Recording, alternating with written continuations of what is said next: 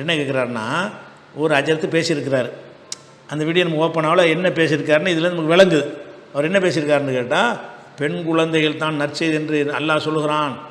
உலகத்தில் யாரும் சொல்லவில்லை, பெண் குழந்தை பிறந்தது தான் நமக்கு பாக்கியம், ஆம்பளை பிள்ளைலாம் பாக்கியம் இல்லைங்கிற மாதிரி ஏதோ சொல்லியிருப்பார் போல இருக்குது. அதுக்கு இவர் கேட்குறாரு, அதுதான் கேட்குறாரு, ஏங்க பெண்புள்ள பிள்ளை மட்டுமா நற்செய்தி? பொம்பளை பிள்ளையை கெட்ட செய்தின்னு அவன் சொன்னான், அதுக்காகத்தான் நல்ல நற்செய்திங்கிறானே தவிர ஆம்பளை பிள்ளை பிறந்தால் கெட்ட செய்தி. அப்போ அதுவும் நல்ல செய்தி தான். ஒருத்தனுக்கு ஆம்பளை பிள்ளை பிறந்தாலும் நல்ல செய்தி தான், பொம்பளை பிள்ளை பிறந்தாலும் நல்ல செய்தி தான். ரெண்டுமே நற்செய்தி என்று தான் அல்லாஹ் சொல்கிறான். பஷர்னாஹு இஸ்ஹாக்கை பற்றி நற்செய்தியை சொன்னோம்.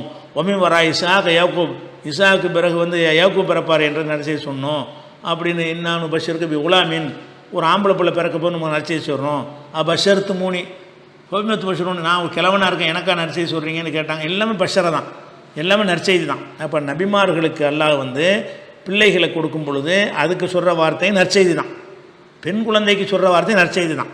அப்போ நம்ம சொல்லும் பொழுது பெண்களைத்தான் நற்செய்தி என்று அல்லாஹ் சொல்கிறான், ஆம்பளையை சொல்லவில்லை அப்படின்னு பேசுனீங்கன்னா அது சிலத்துக்கு மாற்றமான பேச்சு. எப்படி நீங்கள் சொல்லணும்? பெண்களை கெட்ட செய்தின்னு சொல்லிட்டு இருந்தாங்க, இஸ்லாம் தான் அதை உடைச்சி நல்ல செய்தின்னு சொன்னிச்சு.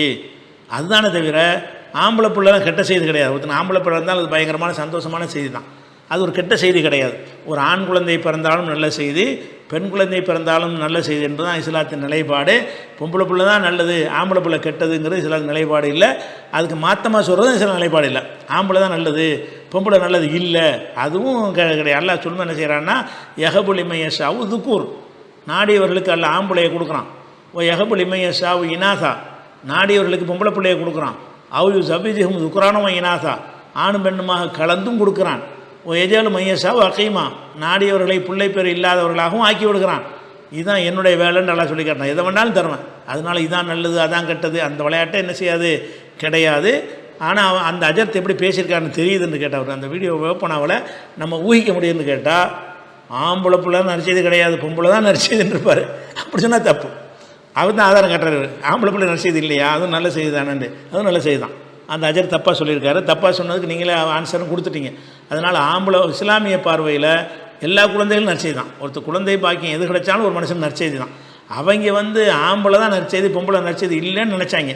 அதுக்கு கவுண்டராக தான் என்ன செய்கிறான், பொம்பளை பிள்ளைக்கு நற்செய்திங்கிற விஷயத்தை சொல்கிறானே தவிர ஆம்பளை பிள்ளை துர்ச்செய்திங்கிற அர்த்தத்தில் சொல்லப்படவே இல்லை. விளங்கிக்கிறேன்னு நீங்கள் பதில் சொல்லிட்டதுனால கூடுதலாக அதை விளக்க வேண்டிய அவசியம் கிடையாது.